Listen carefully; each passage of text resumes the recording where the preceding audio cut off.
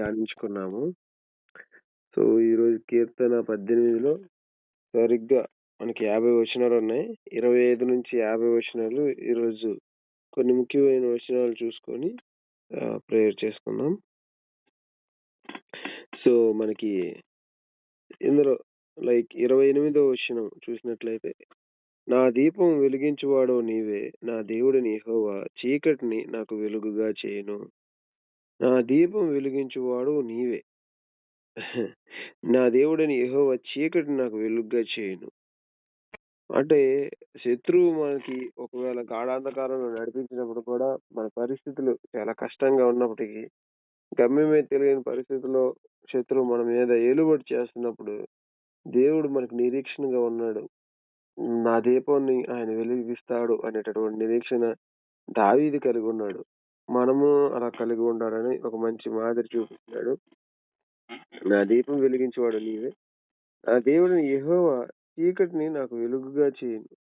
అంటే ఈ పరిస్థితిలో కూడా దేవుడు నన్ను వెలుగుగా చేయగలడు. ఒక దగ్గర మేక అంటాడనమాట, నా శత్రువా నువ్వు అతిశయించొద్దు, నేను ఇప్పుడు అంధకారం అందు ఉన్నాను, దేవుడు నాకు యెహోవా నాకు వెలుగుగా ఉండును అని అతను తన విశ్వాసాన్ని వ్యక్తం చేస్తాడనమాట. మనం ఒకవేళ పడిపోయిన స్థితిలో ఉన్నప్పుడు, శత్రువు మనల్ని ఏలుతున్నప్పుడు, దేవుడికి మనం ప్రార్థిస్తున్నప్పుడు, ఆ దినముల్లో మనకి ఇంకా విడుదల దొరకలేదు, ఇంకా జయం రాలేదు అన్నట్లుగా కనబడే ఆ చిన్న పీరియడ్ ఉంటుంది. ఆ పీరియడ్‌లో నిరుత్సాహం చెందక, మనము ఇటువంటి మాటలను, వాగ్దానాలను మనము ఎత్తిపట్టుకోవచ్చు. నా శత్రువా, ఈ క్షణంలో నువ్వు నా పైన అంటే నేను అంధకారమందుండునను యెహోవా నాకు వెలుగుగా ఉండును. నన్ను ఈ అంధకారం నుంచి ఆయన విడిపిస్తాడు. ఇప్పుడు కొంచెం కాలం నా తప్పిదాలను బట్టి ఆయన నన్ను శిక్షించవచ్చును. కానీ ఆయన త్వరలోనే నాకు న్యాయం చేస్తాడు. న్యాయం తీరుస్తాడు నా పట్ల.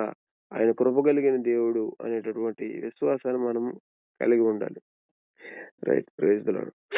నెక్స్ట్ 32వ వచనం చూసినట్లయితే, నాకు బలము ధరింపజేయువాడు ఆయనే, నన్ను యథార్థ మార్గం నడిపించువాడు ఆయనే. 33, ఆయన కాలు జింక కాళ్ళ వలె చేయుచున్నాడు, ఎత్తైన స్థలముల మీద నన్ను నిలుపుచున్నాడు. ఈ 2 మాటలు నాకు బాగా నచ్చాయి. ఏంటంటే, నాకు బలము ధరింపజేయువాడు ఆయనే, నన్ను యథార్థ మార్గం నడిపించేవాడు ఆయనే. అంటే అలాగే నా చే సారీ ఆయన నా కాళ్ళు జింక కాళ్ళ వలె చేయుచున్నాడు, ఎత్తైన స్థలం మీద నన్ను నిలుపుచున్నాడు. ఈ 4 వచనాలు ఒకదానికొకటి కనెక్టివిటీగా నాకు అనిపించింది. అంటే యథార్థ మార్గము, ఎత్తైన స్థలము, బలము, నా కాలు జింక కాళ్ళ వలె చేయడం, ఇవన్నీ కూడాను అంటే ఇప్పుడు ఒక యథార్థ మార్గంలో నడుచుకోవడం అనేది దానికి బలము కావాలి. యథార్థ మార్గంలో నడుచుకోవడానికి బలము కావాలి. ఆ యథార్థ మార్గం అనేది ఎక్కడికి తీసుకెళ్తుంది అంటే, ఒక ఎత్తైన స్థలానికి తీసుకెళ్తుంది.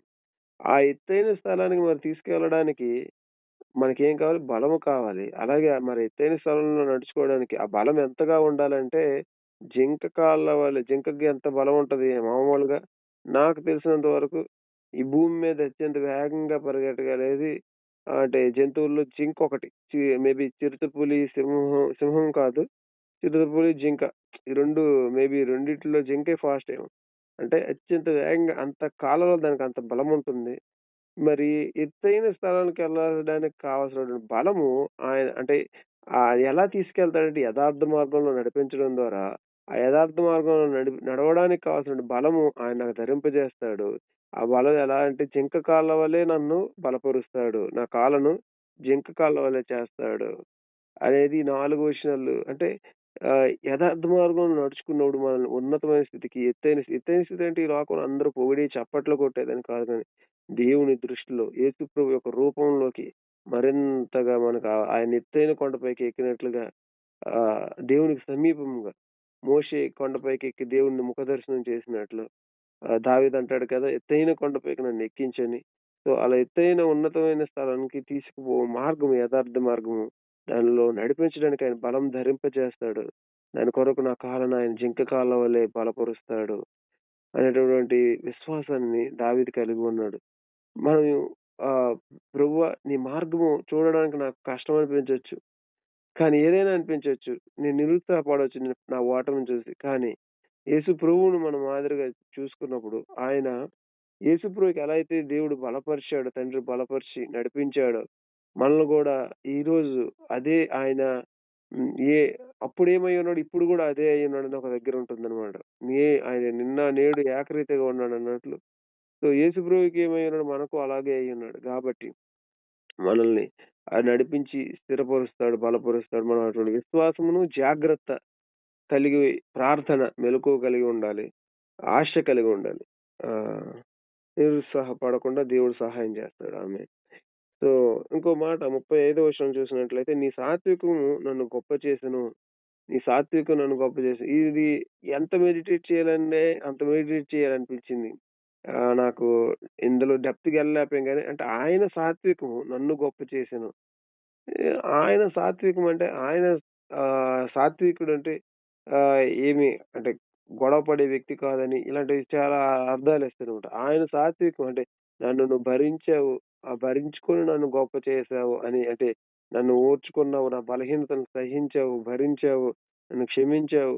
అలా చేస్తూ, చేస్తూ నీ పోలికలో మార్చుకోవడానికి నువ్వు ప్రయత్నం చేస్తూ ఓపికగా చేస్తూ నన్నిప్పుడు ఉన్నతమైన స్థితికి తీసుకొచ్చావని దావీదు చెప్తున్నట్లు ఉంది. అంటే ఒక కుమ్మరి ఒక మట్టి కుండ మంచి పాత్ర చేయడం కోసం ఆయన ప్రయత్నం చేస్తుండగా అది పగిలిపోతే మరలా దాన్ని లోని రాళ్ళు తీసి దాన్ని తొక్కి మళ్ళీ దాంట్లోనో అంటే అన్‌వాంటెడ్ అవన్నీ గడ్డి ఇవన్నీ తీసి మళ్ళా చేయడానికి ప్రయత్నించి మళ్ళా పగిలిపోవడం. మరలా దాంట్లోనే అంటే వెండిని నిర్మూలన చేసినట్లు మంచి పాత్రను సిద్ధపరచాలనే ఉద్దేశంతో అలా అతను వెళ్ళిపోకుండా ఓపిక కలిగి అంటే ఒక సాత్వికుడికి ఏముండొచ్చని చెప్పొచ్చు. ఓపికుండాలి. అతను కోపిష్టి సాత్వికుడు కాదని. సహనం ఉండాలి. అసహనం ఉంటే ఆయన సాత్వికుడు కాదు. ఇలా గర్వం ఉండకూడదు. ఇవన్నీ గూడా ఆ సాత్వికమైనటువంటి గుడ్ క్యారెక్టరు నన్ను మంచి స్థితికి తీసుకొచ్చింది బ్రో. నన్ను ఒక మంచి పాత్ర చేసింది అన్నట్లుగా ఉంటుంది. Praise the lord. సో, 34, 39 వచనాలు చూసుకొని మనము 43 నా చేతులకు యుద్ధం చేయి నేర్పువాడు ఆయనే. యుద్ధమునకు నీవు నన్ను బలం ధరింపజేసితివి. 34లో అలా ఉంటుంది. 39లో నీవు నన్ను యుద్ధమునకు బలం ధరింపజేసితివి. నా మీదకి లేచిన వారిని నా క్రింద అణచివేసితివి. అంటే మనకి ఒక సమస్య వచ్చినప్పుడు, ఒక పరిస్థితి గుండా ఎళ్తున్నప్పుడు దాన్ని ఎలా హ్యాండిల్ చేయాలో మనకు తెలియకపోవచ్చు. కానీ మనకున్న శత్రువు ఒకడే సాతాను. మనకున్న యుద్ధం ఒకటే ప్రార్థన. సో, మనం ఎలాంటి ఏం యుద్ధం చేయాలంటే మనకు ప్రార్థన మనం చేయాలి. సో, ఆ మార్గం గుండా ఎళ్ళినప్పుడు అంటే ఈ పోరాటంలో నువ్వు ప్రార్థన చెయ్యి. నేను నిన్ను నడిపిస్తాను. సో, ఆ ప్రార్థన పోరాటం, ప్రార్థన యుద్ధము మనకు నేర్పువాడు ఆయనే. రైట్. సో, యుద్ధమునకు నీవు నన్ను బలము ధరింపజేస్తావు. ఈవెన్ ఆ ప్రార్థన చేసే మనసు, బలము, ఆ ప్రార్థన ద్వారా బలము, ఇవన్నీ జరిగించి మనల్ని ఆయన రూపంలోకి మరింతగా మరల్చుకొని, మనల్ని బలిష్ఠులుగా చేసి, ఈవెన్ ఆ శత్రువు చేసే కార్యానంతటిని, ఆ విరోధం అంతటిని కూడా నా పాదాల కింద తీసుకొస్తావు. ఒక నిరీక్షణ దావీదు కలిగి ఉండే ఇక చెప్తున్నాడు. మనం అలా నిరీక్షణ కలిగిన జీవితాలు జీవించాలి.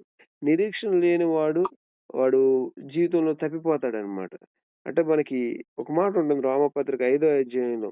ఈ మనకి ఎలా ఉంటదంటే శ్రమ ఓర్పును, ఓర్పు పరీక్షను, పరీక్ష నిరీక్షను కలుగజేస్తుంది. ఈ నిరీక్షణ మనల్ని సిగ్గుపరచదు. ఏలయనగా మనకు అనుగ్రహింపబడిన పరిశుద్ధాత్మ ద్వారా దేవుని యొక్క ప్రేమ మన హృదయంలో కుమ్మరించబడి ఉన్నది అని ఉంటుంది. సో, ఈ నిరీక్షణ అంటే ఆ శ్రమల గుండా ఎళ్తున్నప్పుడు, ఆ ఓర్పనేది ఆ ఓర్పు టెస్ట్ చేయబడినప్పుడు, ఆ టెస్టింగ్ ద్వారా మన క్యారెక్టర్ అక్కడ నిరీక్షణ ఉంటుంది. అలాగే శీలం అని ఉంటుంది. సో, ఈ నిరీక్షణ కలిగున్నప్పుడు నాకు దేవుడు నన్ను విడిపిస్తాడు. నాకు సహాయం చేస్తాడు. ఆయన మంచి చేస్తాడు అనేటువంటి ఈ నిరీక్షణ అంతా కూడా నన్ను సిగ్గుపరచదు. ఎందుకంటే మనకి పరలోకంలో మనకి దాని యొక్క ప్రభావాన్ని మనము దాని యొక్క మహిమను, మెప్పును, ఘనతను మనం చూడగలుగుతాం. కాబట్టి యేసుక్రీస్తు ప్రత్యక్షమగునప్పుడు మనకు తేబడు కృప విషయమై మన సంపూర్ణమైనటువంటి నిరీక్షణ కలిగి ఉండాలి. నిరీక్షణ లేనివాడు తను పవిత్రంగా చేసుకొనలేడు. కాబట్టి జీవము కలిగినటువంటి నిరీక్షణ మనం కలిగి ఉండాలని బైబిల్ ఎంకరేజ్ చేస్తుంది. 43 వచనంలో ప్రజలు చేయు కలహంలో పడకుండా నీవు నన్ను విడిపించితివి. ఇదొక ప్రార్థన మనం చేసుకోవాలి. దాని యొక్క మేనిఫెస్టేషన్ చూడాలి. ఊరికే వీళ్ళు డిస్టర్బ్ చేయడం, వాళ్ళు డిస్టర్బ్ చేయడం అనేది మనకి జరుగుతుంటది లైఫ్‌లో. మరి అంతే దాన్ని సహించాలి, భరించాలి. అలాగే ఇంకొక లైఫ్ గూడా ఉంది. ఏంటంటే ఒకడి ప్రవర్తన యెహోవాకు ఇష్టమైనప్పుడు ఆయన వాని శత్రువులను గూడా అతనికి మిత్రులుగా చేస్తాడనేటువంటి వాగ్దానం గూడా మనం ఎత్తిపట్టుకొని, ఆ ప్రకారంగా ప్రభువు వైపు మనం నడుస్తున్నప్పుడు ఈ ఇది గూడా జరుగుతుందనమాట. అంటే ఆ పోరాటాల నుంచి, దుష్టు నుంచి గూడా కాపాడబడి, మనల్ని ఒక సరళమైన మార్గంలో గూడా నడిపిస్తాడు. అటువంటిది గూడా మన లైఫ్‌లో ఎక్స్‌పీరియన్స్ చేయొచ్చు. ప్రార్థన చేయొచ్చు. దేవుడి